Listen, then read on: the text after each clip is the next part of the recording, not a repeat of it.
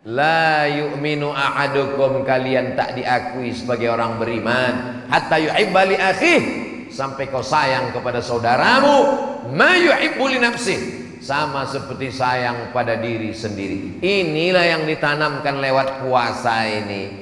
Makanya orang yang besar pahalanya, man fattara shaiman, siapa yang menyiapkan buka puasa untuk orang yang berpuasa, kana lahu mithlu ajri shaim, dia dapat pahala macam orang yang puasa. Assalamualaikum warahmatullahi wabarakatuh.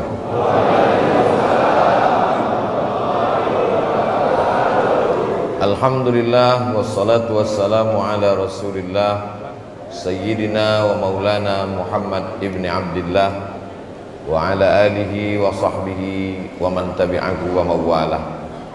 Subhanaka la ilma lana illa ma 'allamtana innaka antal alimul hakim. Rabbi shrah li sadri wa yassir li amri wa hlul 'uqdatam min lisani yafqahu qawli. Yang sama-sama kita hormati Ketua KNPI Kepulauan Riau, Ketua KNPI Kabupaten Karimun, yang mentaja acara ini beserta seluruh anak-anak muda yang luar biasa. Mudah-mudahan mereka termasuk anak muda yang diselamatkan Allah dari fitnah akhir zaman. Yang tua-tua tak saya doakan lagi karena malaikat maut sudah dekat. Di tengah kesibukan hadir juga bersama kita tokoh Provinsi Kepulauan Riau, Bapak Nurdin Basirun, alim ulama, cerdik pandai, tokoh masyarakat, encik-encik, puan-puan, tuan-tuan, yang besar tak dihimbau gelar, yang kecil tak dapat disebut nama. Insya Allah semuanya dimuliakan Allah Subhanahu wa ta'ala. Amin ya rabbal alamin. Allahumma barik li ummati fi bukuriha, berikanlah berkah pada umatku orang yang paling awal bangunnya. Siapa yang paling awal bangunnya malam ini, dialah yang paling banyak dapat berkah hidup hari ini. Saya Pak Ustadz memang tak tidur-tidur malam ini, begadang. Kau kenapa tak tidur? Takut kehilangan sholat tahajud? Takut tak bisa subuh berjamaah? Bukan Pak Ustadz, karena saya ini kena penyakit insomnia, tak bisa tidur. Tapi alhamdulillah begitu menengok Ustadz langsung tertidur. Begitulah tenangnya hati mendapatkan siraman rohani, karena memang itu janji Nabi Sallallahu Alaihi Wasallam. Majtama'a qaumun fi baitin min buyutillah, sekelompok orang berkumpul di rumah Allah, yatsluna kitab Allah, mendengarkan bacaan kitab Allah Al-Quran, wa yatadarasunahu fima bainahum, mengkaji isinya, nazalat alaihimus sakinah, turun ketenangan ke hati mereka. Makanya kalau mau tenang sering-sering ngaji. Suami kalau mau tenang mengaji. Suami yang tak tenang genderuwo Fir'aun. Istri kalau mau tenang ngaji. Istri yang tak ngaji jadi sundel bolong, mak lampir, suster ngesot. Anak kalau mau tenang bawa dia mengaji. Ini nampaknya masjid ini sudah over capacity, tak muat lagi sudah. Berebut-rebut oksigen kita sekarang ini. Jadi kalau ada yang sesak napas, sabar-sabarlah sampai terbit matahari. Nanti kita sholat sunat 2 rakaat, usolli sunnatal isyraq raka'ataini lillahi ta'ala. Yang belum pernah sholat sunat isyraq, laksanakan subuh ini. Yang sudah sholat sunat isyraq, mudah-mudahan istiqomah sampai mati. Syaratnya ada 4. Man shollas subha fi jama'atin, sholat subuh berjamaah. Summa qa'ada yadhkurullah, habis sholat subuh jangan pulang ke rumah, duduk berzikir mengingat Allah. Hatta tatul asyamsu, sampai terbit matahari. Terbit matahari jam berapa maghrib di Karimun? 6.20. Berarti kita tausiah sampai 6.20. Tahan-tahankanlah. Yang belum pernah mendengar tausiah, itu tausiah itu dianggapnya penderitaan yang tak berakhir, dan ustadz dianggapnya pelengkap penderitaan. Nah, jadi kalau tertidur Pak Ustadz, datang, duduk, diam, dengar, mengantuk-ngantuk sikit, insya Allah diampunkan Allah Subhanahu wa Ta'ala. Diaminkannya pula. Diaminkan semua kebaikan, diaminkan Pak Ustadz.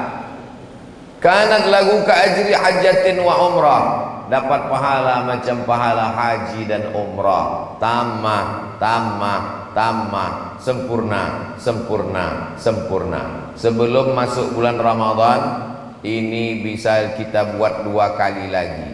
Hari Sabtu sekali dan hari Ahad besok sekali. Hari Senin, Selasa, Rabu, Kamis mungkin tak bisa karena sudah masuk kantor itu ini segala macam. Tapi nanti di bulan suci Ramadan paling tidak bisa dibuat 8 kali. Sabtu, Ahad, Sabtu, Ahad, Sabtu, Ahad, Sabtu, Ahad. Tak bisa 8 kali, 4 kali. Pengajian subuh sekaligus. 4 kali tak bisa, 2 kali. Sekali pun jadilah di bulan suci Ramadan. Sekali pun tak bisa. Dekat laut sini kan. Apa maksudnya Pak Ustaz? Terjun ajalah ke laut. Apa guna dikasih Allah umur panjang, badan sehat, kalau tidak dipakai untuk ibadah? Kau kenapa masih hidup sekarang? Kawan-kawan udah mati semua kena COVID. Kenapa kau hidup? Itulah Pak Ustadz, mungkin malaikat maut lupa. Mana ada malaikat lupa? La yastakhiruna sa'atan, tak dapat ditunda walaupun sesaat. Wala yastaqdimun, tak bisa mati itu dipercepat walaupun sesaat. Berapa banyak orang yang hidupnya susah mau cepat mati, bunuh diri di rel kereta api, live streaming pula tuh. Begitu lewat kereta api tak jadi mati. Kenapa? Salah rel. Mau bunuh diri diambil tali jemuran diikatkan ke atap rumah, melompat dari kursi, bukan dia mati, atap tuh jatuh. Kalau tak mati, kata Allah, tak mati. Berapa banyak orang yang tak ada niat mau mati, mati. Menyampaikan khutbah, meninggal. Sedang tausiah, meninggal. Selesai tawaf sholat di belakang makam Ibrahim, meninggal. Masalah mati tak usah terlalu dipikirkan, karena semua kita akan mati. Yang kita pikirkan apa bekal sesudah mati menghadap Allah Subhanahu wa Ta'ala.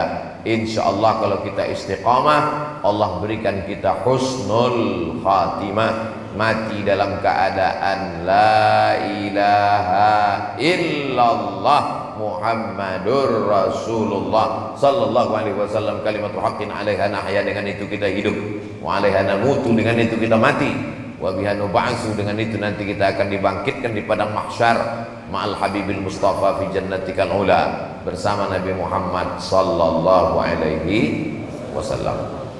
Besok hari Senin, hari Ahad, Senin, Selasa, Rabu, hanya 4 hari lagi sarapan pagi. Banyak orang yang tak suka dengan Ramadan udah sempit tangkai jantungnya menghitung-hitung.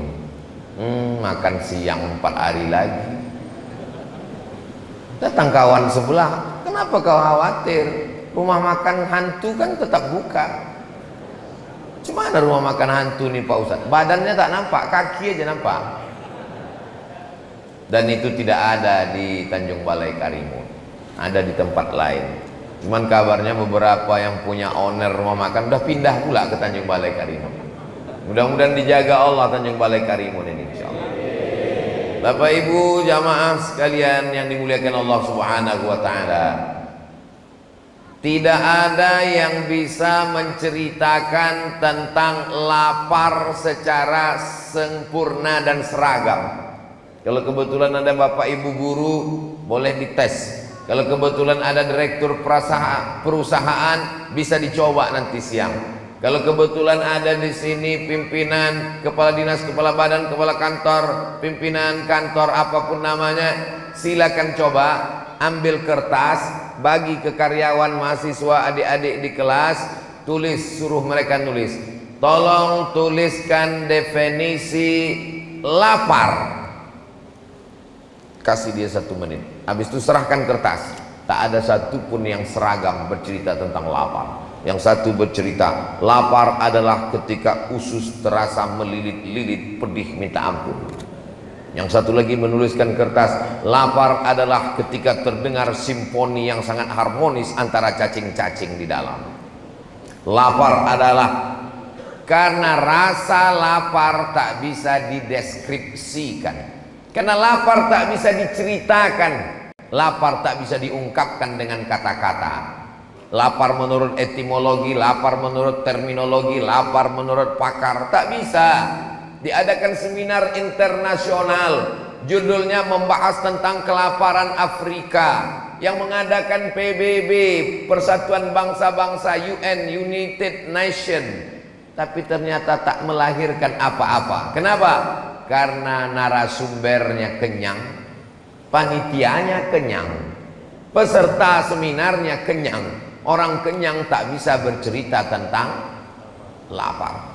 Tapi insya Allah subuh ini merasuk ke hati kita tentang lapar. Kenapa? Karena belum ada yang sarapan. Cuman memang orang yang lapar ini susah menangkap pengajian. Nah, jadi kalau agak kurang nangkap subuh ini saya maklum. Tapi insya Allah nanti bisa diulang balik sesudah kenyang.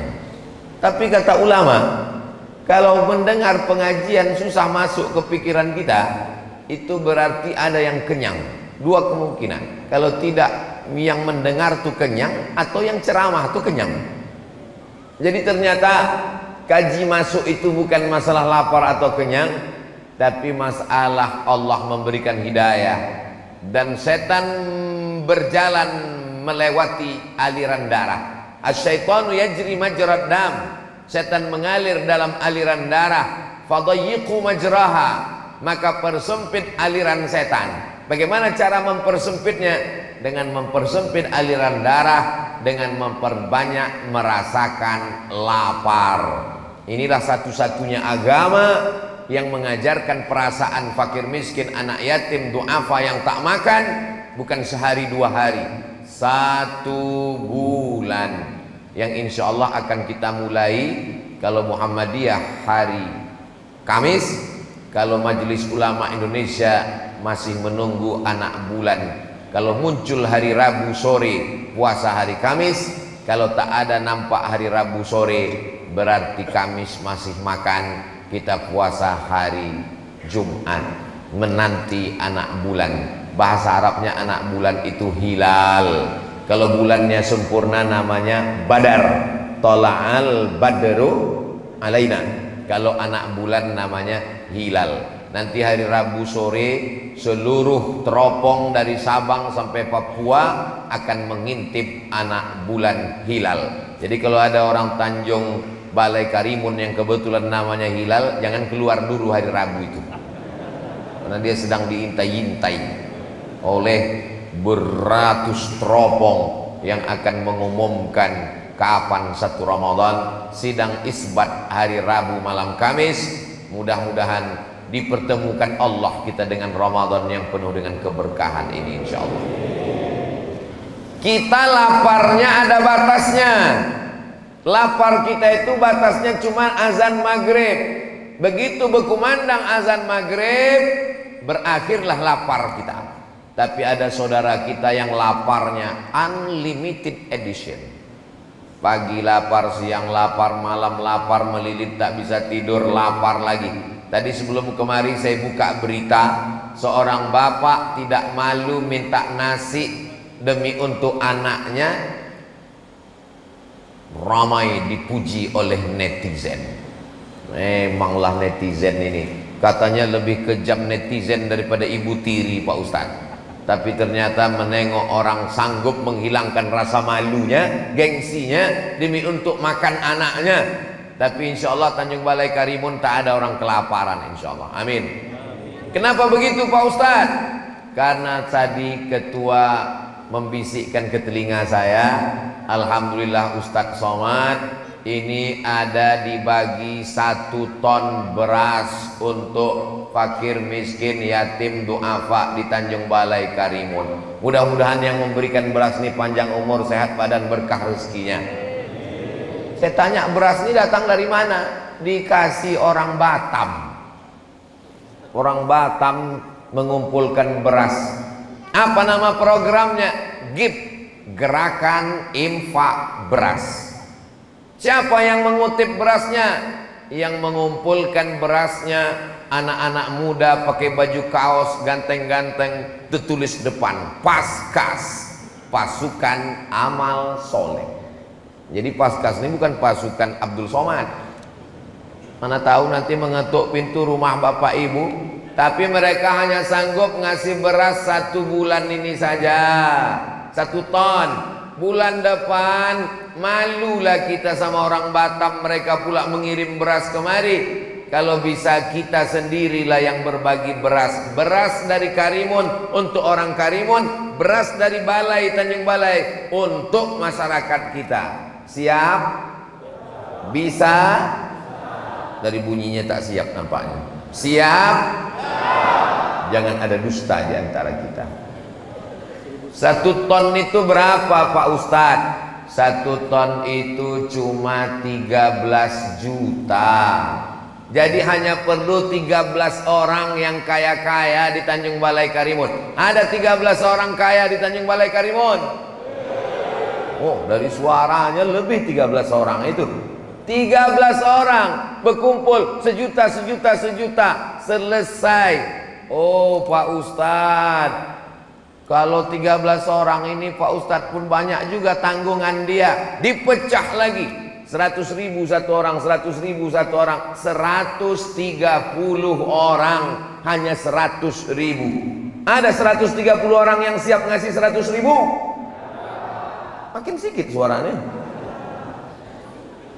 Tak mungkin orang Tanjung Balai Karimun yang kaya-kaya dibukanya matanya terhampar luas laut sejauh mata memandang, ikannya segar-segar, memandang ke belakang gunung tanahnya subur, gemah ripah loh jenawi, tongkat dan batu jadi tanaman, untayan zamrud katulistiwa. Nikmat yang besar nih kita mesti syukuri dengan berbagi. Itu Pak Ustadz 130 orang. Kalau 1 orang 100.000, tapi program infak beras GIB tidak memberatkan orang. Berapa dia minta? Sehari 1.000 rupiah. Kalau sehari 1.000, sebulan berapa? 25.000. Loh, kalau sehari 1.000, sebulan 30.000. 30.000 lah Pak Ustadz, 25.000. Karena tanggal merah tidak dihitung guys. Tanggal merah 0, hanya 1.000 sehari.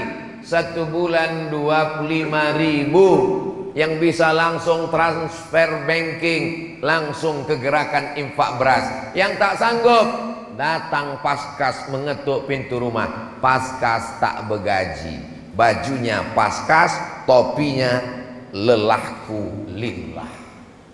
Pakai sepeda motor, minyaknya dia tanggung sendiri. Dia mengutip dari rumah ke rumah 1.000, 2.000, 10.000 terkumpul, dibelikannya beras. Mereka yang mengutip, mereka yang mengumpul, mereka membagikan. Beras orang Tanjung Balai Karimun tidak dibawa ke kota Pekanbaru. Oh begitu kaedahnya ya. Beras orang Karimun hanya untuk orang Karimun. Itu buktinya kenapa beras Batam bisa dibawa kemari? Surplus. Batam mengalami kelebihan beras, dikasihnya ke Tanjung Balai Karimun, tapi untuk sebulan ini aja lah.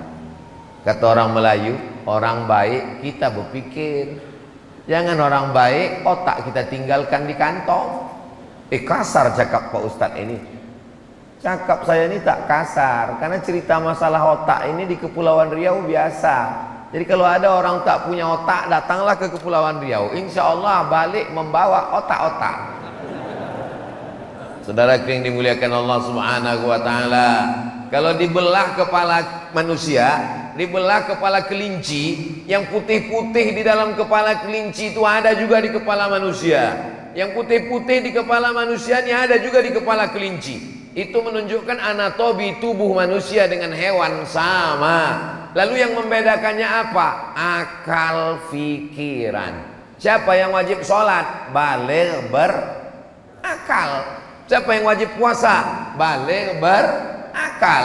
Jadi nanti kalau nampak kita di siang Ramadan ada tak berpuasa, berarti tak ada yang bilang gitu. Alhamdulillah kita dikasih Allah akal. Makanya dalam Islam ada 5 yang perlu dijaga. Menjaga nyawa, tak boleh membunuh. Menjaga harga diri, tak boleh mengejek.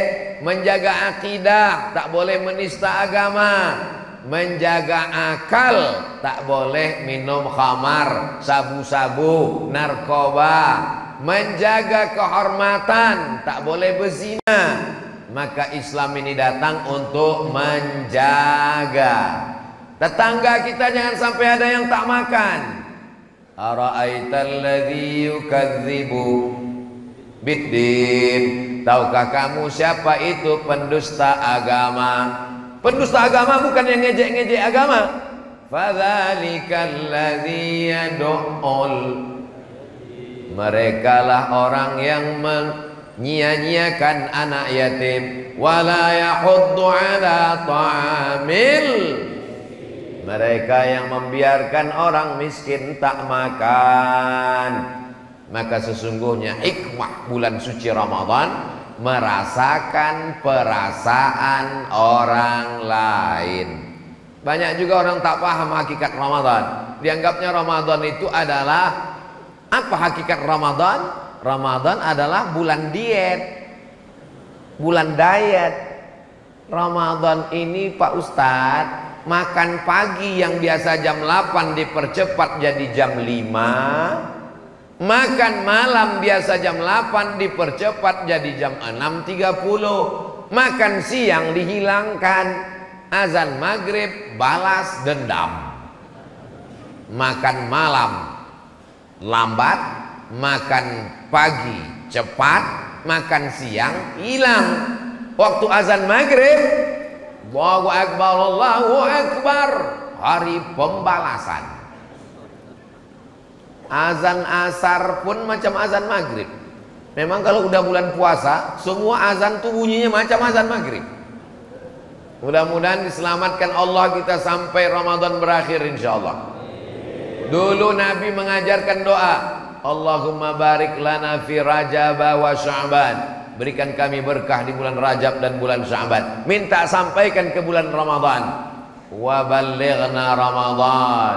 Sampaikan kami ke bulan Ramadan. Kita ibarat mau masuk pintu istana, sikit lagi sampai. Hari Ahad 1, Isnin 2, Selasa 3, Arbi'a 4. Kalau kebetulan Kamis, Kamis puasa. Kalau kebetulan Jumat, Jumat puasa. Hanya tinggal 4 hari ini. Selamatkanlah kami ya Allah, bisa merasakan puasa Ramadan. Tapi ada yang lebih cepat dari keinginan. Apa itu?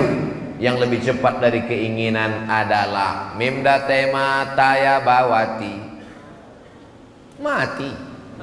Tak ada yang bisa menunda kematian. Dokter spesialis pun mati.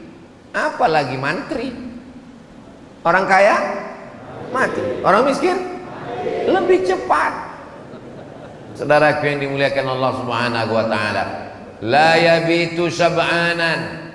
Kalau ada orang yang bisa tidur lelap, wajaruhu ila jambihi ja'iun, tetangga sebelah rumahnya kelaparan, laisa bil mu'min, tidak diakui imannya. Kau orang beriman, ya, pakai baju koko, pakai peci, pakai topi haji, pakai sorban, pakai jubah, datang ke masjid. Laisa bil mu'min, tak diakui imannya. Sampai kapan? Yabitu sab'anan, tidur perut kenyang, wajaruhu ila jambihi ja'iun, tetangga samping rumah kelaparan. Mati dia, tak diakui keimanannya. Tetangga kita itu yang mana? Kata Imam Sufyan Ats-Tsauri, tetangga itu 40 rumah ke muka, 40 rumah ke belakang, 40 rumah ke kanan, 40 rumah ke kiri. Itulah tetangga. Kita periksa ini 40 rumah ini. Kalau dulu begitu, 40 rumah ke muka, 40 rumah ke belakang, 40 rumah ke kanan, 40 rumah ke kiri. Sekarang 40 rumah ke atas, 40 rumah ke bawah. Kenapa gitu? Tinggal di apartemen, kondominium. Oh, ada Datuk rupanya, tak nampak tadi. Masya Allah, Datuk Huzrin pun Mudah-mudahan panjang umur, sehat badan. Jangan sampai kita hanya mempedulikan perut lambung kita saja, tak peduli kepada orang lain. Islam mengajarkan kalau ada yang bersin, asyik, alhamdulillah. Apa respon kita? Yarhamukallah. Dibalasnya balik, yahdikumullah wa yuslihu balakum. Kalau hafal, kalau tak ingat, gerak-gerakkan aja mulut sebagai bentuk respon kita. Islam itu responding, peduli pada orang. Zaman sekarang tak ada peduli. Mau bersin kau bersin lah, mau mati matilah, mau jungkir balik lah, mau lapar lah, bukan urusan gue. Siapa lu, siapa gue, kata orang Jakarta. Duduk di airport yang sama, menunggu pesawat yang sama, sama-sama delay, satu kursi, senasib sepenanggungan. Semuanya sibuk dengan dunianya masing-masing. Pingsan kawan sebelah, bukan ditolong, dipoto pula. Ada kawan pingsan di sebelah, guys. Posting langsung di Instagram, di Facebook, di komen sama kawan sebelah. Kesian. Gimana hidup ini? Makanya kita disuruh ke masjid. Ke masjid itu apa? Banyak orang sekarang ke masjid pakai kacamata kuda. Tengok ke depan, arah kiblat, Allahu Akbar, rukuk, sujud, i'tidal, salam, kanan, kiri, pulang. Tak mau tahu sama jamaah. Bukan begitu sholat berjamaah ke masjid. Dulu sahabat kalau sholat jamaah ke masjid, ditengoknya si fulan mana. Assalamualaikum warahmatullah. Assalamualaikum warahmatullah. Makanya ada tradisi habis salam tuh, sehat Pak Haji, sehat Pak. Gak boleh salaman selesai sholat. Kata Imam Nawawi, imam besar mazhab Syafi'i, yang menulis kitab Riyadhus Shalihin, yang menulis kitab Arba'in Nawawi, yang menulis kitab Al-Minhaj Syarah Sahih Muslim Ibn Al-Hajjaj, yang menulis kitab Al-Majmu' Syarah Muhadzab, yang menulis kitab Raudhatul Talibin wa Umdatul Muftin, ulama besar. Kalau sebelum sholat tadi dia tak salaman, sebelum sholat belum salaman, terlambat, datang langsung sholat, habis sholat dia salaman, sunnah. Karena bersalaman itu sunnah. Sebelum sholat udah salaman, habis sholat salaman lagi, hukumnya mubah. Kalau belum salaman, sunnah. Kalau sudah salaman, mubah. Yang tak boleh itu sedang sholat tuh salaman, itu tak boleh. Sehat Datuk. Jadi masalah salaman selesai sholat itu bentuk kepedulian kita. Kadang kita tak tahu jamaah ini hilang-hilang diam-diam sendiri. Dulu Pak Fulan itu yang selalu di pojok, yang selalu di dinding, yang selalu di sebelah kanan, yang selalu di sebelah kiri, mana dia sekarang? Meninggal Pak Ustaz. Astagfirullahaladzim. Kenapa kalian tak kasih tahu? Padahal kita satu grup WhatsApp, padahal sama-sama friend, padahal sama-sama follower. Kenapa kita tak ada peduli, care? Mana letak kepedulian kita? La yu'minu ahadukum, kalian tak diakui sebagai orang beriman hatta yuhibba li akhih, sampai kau sayang kepada saudaramu ma yuhibbu li nafsih, sama seperti sayang pada diri sendiri. Inilah yang ditanamkan lewat puasa ini. Makanya orang yang besar pahalanya, man fattara shaiman, siapa yang menyiapkan buka puasa untuk orang yang berpuasa, kana lahu mithlu ajri shaim, dia dapat pahala macam orang yang puasa. Cobalah tengok di Masjid Nabawi.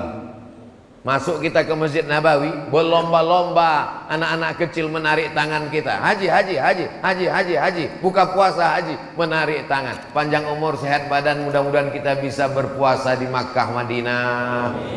Nanti dalam acara program Ramadan bersama, insya Allah, amin. Ongkos tanggung masing-masing. Kecil bunyi amin ini. Ini menunjukkan mereka ingin mendapatkan pahala buka bersama. Ada kakek-kakek di Madinah sudah 40 tahun istiqomah menyediakan buka puasa Senin Kamis. Coba cari di YouTube, 40 tahun menyediakan buka puasa Senin Kamis. Asal sore dibawanya termos, dibawanya gelas kecil, dibawanya kurma, dibawanya roti gandum, dibentangkannya plastik, dibawanya cucu-cucunya, membagi-bagikan, menikmati suasana berbagi. Iyalah Pak Ustadz, Mesir, di Saudi Arabia, Makkah, Madinah itu kan orang kaya-kaya. Kalau orang Makkah, Madinah sedekah tak heran kita. Cuman kadang jamaah haji, jamaah umroh begitu dibagi-bagikan pakai kontainer, haji, fisabilillah, sabilillah, sedekah haji. Dibawa mereka lah susu-susu yang satu kotak, balik sampai di asrama, di pondokan. Orang Saudi ini sedekah susu basi lah pula. Padahal itu yogurt, zabadi. Untuk menetralisir kolesterol, mereka minum susu yang sudah difermentasi, asam-asam sikit dia. Kadang yang tak tahan dicampur dengan stroberi, dicampur dengan jeruk, dikasih gula sikit, nikmat itu. Tapi orang kita tak tahu, dibilangnya kalau sedekah-sedekah aja lah, jangan kasih susu basi. Yogurt bagus, bergizi, membantu usus, pembusukan makanan. Ini baik sekali untuk kesehatan. Jadi mereka berlomba-lomba bersedekah, berbagi. Jamaah yang dimuliakan Allah Subhanahu wa taala, saya sampai Mesir 98, pulang 2002. Selama di Mesir 4 kali bulan Ramadan saya di sana. 4 kali puasa, tak pernah masak pembukaan. Terus buka puasanya di mana?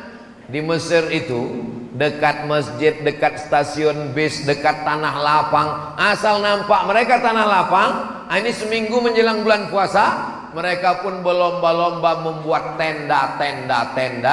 Di bawah tenda itu dipasang kursi, meja, nama tendanya Maidatur Rahman. Maidah diambil dari surat Al-Maidah. Maidah artinya meja makan, Rahman Allah. Jadi kalau diterjemahkan meja makan Tuhan. Apa pula ada meja makan Tuhan? Tuhan bukan makan. Tuhan kita tak makan. Lam yalid walam yulad walam yakul lahu kufuwan ahad. Kenapa disebut meja makan Tuhan? Karena yang bersedekah makanan tak mau disebut namanya. Tak tahu. Karena tak tahu itu maka dinisbatkan kepada Allah. Sore-sore jam 6 itu kemah-kemah, tenda-tenda yang berisi makanan itu udah penuh semua. Siapa isinya? Mahasiswa Indonesia. Asal sampai situ jam 6 nampaklah yang pesek-pesek. Hari pertama ayam.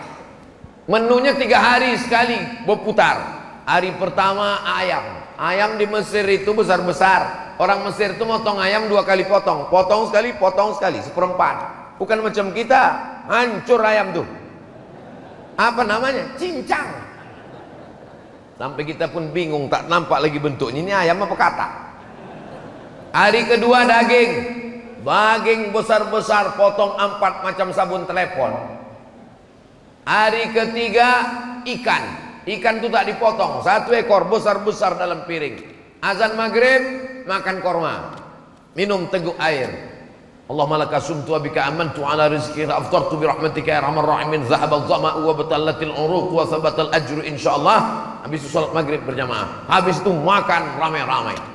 Cuman masakan Mesir ini kadang kurang cocok ke lidah karena dia pakai pil-pil aswad, jintan hitam, pakai bawang bombay, dan yang paling tak bisa sama orang Indonesia, tak ada cabai, tak pedas. Kita nih kalau tak pedas tak masuk ke dalam. Orang Mesir tak bisa makan pedas. Cabai itu mereka fermentasi jadi asin jadinya. Nah itu, jadi banyaklah mahasiswa ini kalau udah jam 6 sore menggiling cabai dalam plastik supaya nanti berselera makan buka puasa. Setelah pulang ke Pekanbaru, kumpullah saya dengan kawan-kawan alumni Azhar. 4 tahun kita dulu makan gratis bulan puasa. Maka saya ingin kita bawa juga tradisi itu ke Pekanbaru. Alhamdulillah sudah berjalan 3 tahun. Ini Ramadan yang ketiga. Kami buat kemahnya sama, Maidatur Rahman. Ramadan ini menyediakan 1000 porsi buka bersama gratis tiap sore. Mudah-mudahan menular pula ini ke tempat-tempat lain seluruh Indonesia, insyaallah. Amin. Orang Mesir tak macam kita. Orang Mesir kalau dia ngasih buka puasa itu tidak formal-formal. Misalnya dia naik bis, nampaknya anak Indonesia, langsung panggilnya, Indonesia, orang Indonesia, ta'al, come here. Diambilnya dompet, kasih, nih, nanti kalian buka bersama nanti di rumah ya. Gitu. Tak macam kita kalau buat acara buka bersama formal, diundang, suruh datang jam 5, baca Yasin 3 kali. Anak yatim jam 5 disuruh datang baca Yasin. Fasubhanalladzi biyadihi malakutu kulli syai'in wa ilaihi turja'un. Shadaqah. 2 kali lagi deh. Udahlah jam 6 dah, setengah jam lagi suruh pula tahlil, tahtim tahlil. La ilaha illallah, la ilaha illallah. Saking kan lapar. Udahlah mau jam 6.25, udah mau tenggelam matahari, udah mau azan maghrib. Berembuslah kipas angin tadi kencang, terbukalah koran penutup piring, nampaklah mie kurus-kurus, mihun. La ilaha illallah. Makanya saya dari dulu, dari sejak almarhumah emak hidup lagi sampailah sekarang, kalau mengundang anak yatim, fakir miskin, doa pak, tetangga, jiran, kawan, sahabat berbuka bersama, jangan banyak-banyak, panjang-panjang menyiksa orang. Baca Fatihah sekali, Qul huwallah 3 kali, Qul bil falaq sekali, Qul bin nas sekali. Kirimkan untuk almarhumah, berdoa, makan. Karena undangannya undangan makan. Kenapa menyiksa orang? Kalau kita mau menghadiahkan, baca Quran tuh, hatamkan sehatam Quran bulan Ramadan, hadiahkan ke almarhumah. Ini menjadi pelajaran. Banyak pelajaran saya ambil di Mesir. Ada orang kaya namanya Muhandis Abdus Salam, tiap bulan memberikan bantuan. Waktu itu krisis moneter. Ustadz Haruna Hasim sampai ke Kairo tahun 1992, kakak kelas saya sampai 98. Malang tak dapat ditolak, untung tak dapat diraih. Datanglah krisis moneter 97-98. Indonesia sudah menyiapkan pesawat Hercules untuk menjemput mahasiswa Indonesia yang ada di Kairo. Kenapa dijemput pakai Hercules? Karena Hercules tak ada kursinya di dalam. Pesawat Hercules itu tak ada kursi. Itu untuk terjun payung sama perang. Itulah menjemput mahasiswa Indonesia supaya bisa duduk ramai-ramai di dalam lesehan. Apa kata orang Mesir? Selama kami hidup, tidak boleh ada anak Indonesia satupun yang pulang. Waktu itu yang jadi duta besar Indonesia di Kairo adalah Bapak Dr. Hasan Wirayuda. Lalu saya pun berjumpa dengan beliau di rumah Bapak Gubernur Banten. Karena kebetulan Gubernur Banten itu adik kandung beliau. Pas acara makan di situ, Ustaz Somad, nanti Pak Dubes datang. Oh senang sekali, saya mau silaturahim, lama tak jumpa sejak pulang dari Kairo. Begitu jumpa, apa kabar Pak Hasan? Alhamdulillah sehat Ustaz Somad. Bapak kan pernah jadi Dubes di PBB New York. Betul. Bapak pernah jadi Dubes di Amerika, di Eropa. Betul. Bapak keliling dunia. Iya. Mana negeri yang paling Bapak berkesan? Yang saya paling berkesan Mesir, Ustaz Somad. Kenapa Mesir? Mesir bukan negara maju, Mesir bukan negara kaya. Mesir dengan kesederhanaannya. Apa yang membuat Bapak berkesan? Waktu krisis anak Indonesia mau dipulangkan, saya keliling meminta bantuan orang Mesir. Tiba-tiba datang seorang anak muda, Ustaz Somad. Anak muda ngasih uang. Jangan ada anak Indonesia yang pulang Pak Dubes, ini bantuan dari saya. Lalu saya panggil Intel, tolong cek, ikuti anak muda nih, mana dia, siapa dia. Diikuti anak muda, ternyata pedagang buah pinggir jalan, Ustaz Somad. Datang orang Mesir ke kedutaan Republik Indonesia di Aisyah Al-Temuria, Kairo. Apa kata dia? Pak Duta Besar, saya tidak kaya, saya cuma punya mesin fotokopi di pinggir jalan. Tapi kalau anak Indonesia datang mau fotokopi, gratis. peduli. Jadi kalau ada orang mengatakan pernah dia ke Mesir, apa Mesir itu? Negeri Fir'aun. Karena kebetulan yang jumpa Fir'aun itu Fir'aun juga, sesama Fir'aun, yang satu circle dia. Tapi kalau dia orang baik, insya Allah berjumpa dengan orang baik. Mana buktinya? Nih, sesama pejuang subuh berjumpanya waktu sholat subuh. Maka jangan heran, kenapalah kawan aku nih pemabuk semua Pak Ustadz? Karena kau mabuk, sakau. Masa lalu, siapa yang tak pernah punya masa lalu? Semua orang pernah masa lalu hitam kelam. Tapi insya Allah diterima Allah taubat kita dengan taubat nasuha. Apa tanda taubat kita diterima Allah Pak Ustadz? Ada perubahan. Sebelum hijrah orangnya pelit, bin bakhil, bin medit, bin kikir, bin kedekut, bin apa lagi? Hah? Tangkai jering, tangkai jengkol, pelit minta ampun. Kalau makan sama dia di rumah makan, sampai waktu membayar pura-pura mencret ke belakang. Inilah orang yang paling pelit. Kenapa? Duit dia jangankan dimakan orang, dia sendiri pun tak mau makan duit dia. Itu kan parah itu. Pergi-pagi pulang putang, peras keringat, banting tulang, kepala jadi kaki, kaki jadi kepala, tulang langgang lintang pukang. Duit dia pun tak mau dia makan, duit orang juga dimakannya. Duit dia disimpannya di bank, gaji utuh tak pernah keluar. Untuk siapa? Untuk dokter spesialis. Duit yang tak dikeluarkan itu akan keluar juga dengan caranya sendiri. Tak ada angin, tak ada hujan, datang diabetes meletus, datang asam urat, datang asam lambung, datang macam-macam penyakit. Ini kenapa semua penyakit yang disebutkan Ustadz Somad ini ada di badan aku? Jangan-jangan dia dapat bocoran ini. Saya ceramah tak ada menyindir, tak ada nyinggung perasaan orang. Kalau kebetulan sama yang saya cakapkan ini dengan keadaan jamaah, itu hanya kebetulan saja. Nanti dibuatkan di bawah kalau diupload di internet. Kebetulan kalau terjadi yang diucapkan Somad tidak ada unsur kesengajaan, hanya kebetulan saja. Mendengar ceramah Ustadz Somad jangan tersinggung, karena beberapa yang tersinggung pulang langsung meninggal. Saudara yang dimuliakan Allah Subhanahu wa taala, orang yang pelit, tak ingat mati, tangkai jering, maka sesungguhnya kalau dia mati, harta yang ditumpuk itu tinggal. Memang ada sifat manusia macam ini. Jama'a malau wa'ad dadah. Kerjanya jamaah mengumpul, wa'ad dadah menghitung. Sampai jam 2 malam pikirnya menghitung, mengumpul, menghitung, mengumpul, menghitung, mengumpul, menghitung, mengumpul, mati tak membawa apa-apa. Tapi jangan gara-gara cerita mati ini orang Tanjung Balai Karimun tak ada satupun yang nanti pergi ke laut mencari ikan, tak ada yang buka toko, tak ada yang ngurus kebun. Pas ditanya, kau tak kerja cari duit? Kita akan mati.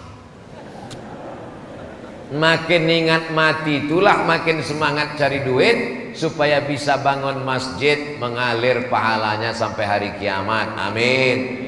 Masjid ini unik dan cantik. Berkali-kali saya datang kemari tak pernah bosan menengok masjid ini, dari mulai luar sampai dalam. Saya yakin semua orang kalau sampai ke masjid ini dibawa jalan-jalan wisata religi ke Tanjung Balai Karimun, singgahkan dia kemari menengok masjid ini macam menengok kucing Anggora. Tegak di bawah, di atas bukit nampak lautan terampar cantik indah foto. Masuk ke dalam, Masya Allah cantik luar biasa, lampunya pun tak ada di tempat lain ini, luar biasa walaupun mati. Ya tak boleh pakai listrik, mubazir banyak-banyak. Masjid ini cantik, small tapi manis luar biasa, penuh sampai ke bawah, lantai 2. Tradisi orang Melayu, rumah bertangga berlantai 2. Ini menggabungkan kombinasi arsitektur yang cantik. Islam ini innallaha jamilun, Allah maha indah, yuhibbul jamal, dia suka keindahan. Jadi kalau ada orang bajunya bagus, sendalnya bagus, kendaraannya bagus, rumahnya bagus, boleh apa tak boleh? Boleh. Tapi jangan sampai gara-gara ingin bagus lalu tak berzakat, lalu tak mengeluarkan infak, lalu tidak memberikan sedekah. Maka alhamdulillah anak-anak muda bulan puasa ada program namanya Sahur on the Road. Wow, sahur on the road. Banyak tunawisma, orang miskin tak bisa puasa. Maka anak-anak muda membuat sahur on the road, bagi makanan, nasi kotak, nasi bungkus. Sahur Pak, sahur, sahur. Di terminal, di bis, musafir yang putus belanja, sahur, sahur, sahur. Besok siang, rupanya dia tak puasa. Terus ditanya, kau kenapa tak puasa? Innamal a'malu binniyat. Yang penting niatnya udah sampai. Mana bisa begitu? Ini puasa, ini ibadah yang tidak bisa ditebus dengan apapun. Anak-anak muda jangan sampai tinggalkan puasa. Sedangkan ibu hamil, mengandung, menyusukan anak pun wajib mengqadha puasanya. Faman kana minkum maridan, siapa yang sakit, au ala safarin, musafir, fa iddatum min ayyamin ukhar, ganti di hari yang lain. Tapi ada orang Ramadan sakit, Syawal sakit, Zulqa'dah sakit, Zulhijjah sakit, ini bisa membayar fidyah. Bayar fidyah itu berapa Pak Ustadz? Makan pagi, makan siang, makan malam. Dulu Kementerian Agama menetapkan 50.000 sehari. Jadi kalau 1 bulan 1,5 juta, bagikan kepada miskin. Begitulah kepedulian dalam Islam. Kalau kolak, nasi uduk, ayam panggang lewat di leher kita jam 6.30, maka lewat di leher fakir miskin juga jam 6.30. Jangan dia lewat di leher kita 6.30, lewat di leher fakir miskin jam 11.30. Pulang tarawih, banyak makanan berlebih, tolong antar ke belakang, anak yatim belum makan. Diantarlah ke rumah anak yatim fakir miskin jam 11. Dimakannya jam 11.30. Udah masam, mak basi, makan aja lah nak, sedekah orang. Dimakannya jam 12, jam 1 meninggal. Bukan dapat pahala, neraka jahanam untuk engkau. Makanya kalau bersedekah itu sore. Saya tinggal di asrama waktu di Maroko. Pulang kuliah, saya tengok di depan masjid 2 drum warnai biru, besar-besar, setinggi tegak drum, pukul penuh. Apa isinya ini? Ini namanya bubur harira. Jadi kalau di Mesir ada tradisi Maidatur Rahman, kalau di Maroko ada tradisi berbagi bubur harira. Orang kaya di Rabat Maroko mengirim 2 tong besar untuk kami buka puasa. Habis itu saya pindah ke Malaysia. Di Malaysia ada pula bubur lambuk. Di Medan Masjid Raya ada pula bubur apa namanya itu? Bubur pedas namanya. Bubur macam, ada kacangnya, ada pula di 10 Muharram bubur Asyura. Kenapa bubur? Kalau saya memang untuk buka puasa tuh suka bubur. Kenapa? Tak panjang proses mengunyahnya, kanan kiri gol langsung. Usus kita tak berat, yang manis-manis. Makanya dianjurkan jangan es.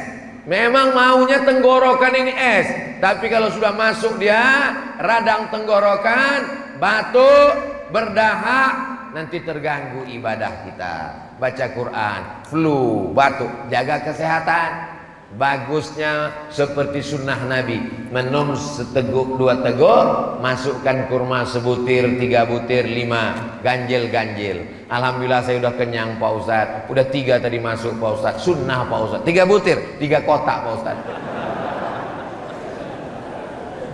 Hawa nafsu ini luar biasa. Maka di bulan Ramadan kita diingatkan tentang hawa nafsu. Di siang Ramadan, laut itu, kalau ada orang di Tanjung Balai Karimun ini tegak di depan Masjid Baitur Rahman, tegak di depan Masjid Baitur Rahman menengok laut, itu ditengoknya itu macam cincau, tinggal ngasih santan aja ini kata dia. Tapi begitu azan maghrib berkumandang, Allahu Akbar, Allahu Akbar, masuk 2 teguk air. Mana hawa nafsu siang tadi? Islam mengenalkan hawa nafsu tidak berteori. Islam mengenalkan lapar tidak berteori. Rasakan, laksanakan.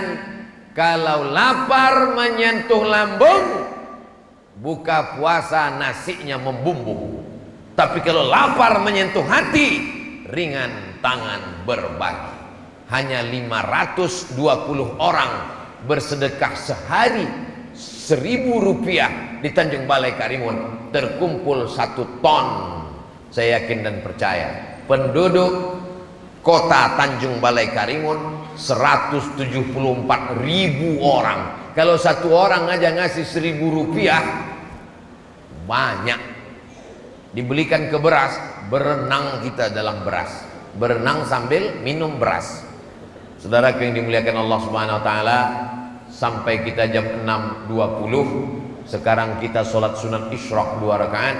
Usolli sunnatal isyraq raka'ataini lillahi ta'ala. Mudah-mudahan kita istiqomah insyaallah. Di akhir majelis mari kita berdoa kepada Allah. Mudah-mudahan Allah berikan kita kesehatan zahir dan batin. Dibukakan Allah pintu rezeki, bisa kita mensupport program gerakan infak beras, sehingga bulan depan tidak lagi mengharapkan dari Batam tapi dari kita sendiri berbagi. Allah